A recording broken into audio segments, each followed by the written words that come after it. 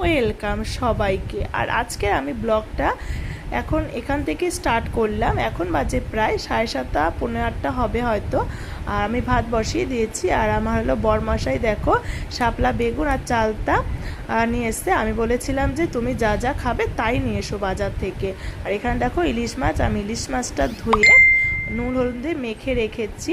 আর আজকের আমার মেনুতে আছে হলো আলু বেগুন দিয়ে ইলিশ মাছের ঝোল, চালতা দিয়ে টক ডাল আর শাপলা, মানে শাপলাটা আমি করব ভেবেছিলাম ভাজবো, ভাবলাম যে শাপলা তো প্রায় ভাজাই খাই, আজকে নতুন করে কিছু করি। শাপলাটা আমি হলো সর্ষে দিয়ে করেছি, মানে করব আর কি। এখানে দেখো সব সবজি আমার কাটা হয়ে গেছে প্রায়। আর দুপাশে আমি হলো এবার রান্নাটা বসিয়ে দেবো। এক পাশে হলো মাছের ঝোলটা, এক পাশে হলো ডালটা। সাথে থাকো, দেখতে থাকো।